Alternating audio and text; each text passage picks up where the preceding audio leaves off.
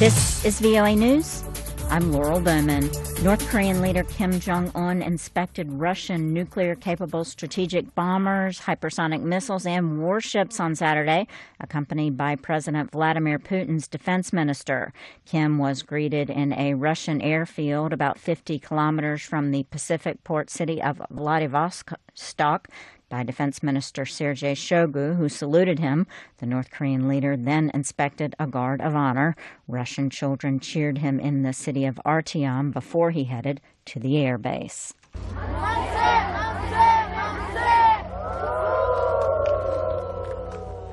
After churning for more than a week over the Atlantic Ocean, Hurricane Lee closed in on New England and Atlantic Canada Saturday and is likely to make landfall as a tropical storm with drenching rains, powerful winds, and a dangerous storm surge. The Canadian Hurricane Center projected Lee would make landfall in Nova Scotia sometime Saturday afternoon or perhaps later in New Brunswick with winds below hurricane force. U.S. National Weather Service meteorologist Jacob Asherman spoke with the AP. Right now, it's currently been weakening, and that weakening trend is expected to continue as it lifts northward and moves into land. Even so, we're still expecting the heavier rains and gusty winds to occur along the New England coastline as it moves northward. Residents of Derna in eastern Libya were counting their losses from a flood that devastated swaths of the coastal city as the search for the missing continued on Saturday for a sixth day and more bodies were pulled from the sea. And aid groups are warning of the growing risk posed by the spread of disease that could compound the crisis. This is VOA News. Iranians at home and abroad mark the first anniversary of the death in police custody of Mahsa Amini, with activists speaking of a renewed crackdown to prevent any resurgence of the protests that rocked major cities last year. Ukrainian President Volodymyr Zelensky will pay his second wartime visit to Washington next week, the White House announces, in a bid to solidify the support of his country's crucial backer against Russian invaders. Ukraine will be able to conduct more drone attacks on Russian warships. A Ukrainian minister who has played a key role in building the country's drone industry told Reuters after a recent series of sea raids, "There will be more drones, more attacks, and fewer Russian ships, that's for sure," the digital transformation minister said in an interview, answering a question about recent attacks near Crimea. Mexico has extradited the son of the cartel leader El Chapo to the United States. AP correspondent Karen Chavez reports. Ovidio Guzman Lopez, the son of former Sinaloa cartel leader Joaquin El Chapo Guzman, has been sent to the U.S. to face drug trafficking charges, according to the U.S. Attorney General Merrick Garland. Garland said the move was part of a U.S. plan to attack every aspect of the cartel's operations. Mexican security forces captured Guzman Lopez, known as the Mouse, in January in Culiacan, the capital of Sinaloa state. The arrests set off a wave of violence in Culiacan, which led to the death of 30 people. I'm Karen Chavez.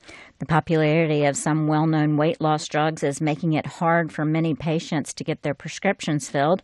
AP correspondent Jackie Quinn reports. According to doctors, there are supply problems and insurance complications, which are making it difficult for many patients to start and to stay with obesity-fighting injectables like Ozempic, Wegovy, and Sandexa. Patients report often having to call several pharmacies to find the medicine or having to drive around an hour to find a drugstore that has it. The president of the Obesity Medicine Association says it's like the Hunger Games, trying to get the prescriptions filled. Drug makers like Novo Nordisk and Eli Lilly say with the increased demand, supplies will be tight through the end of the year. I'm Jackie Quinn.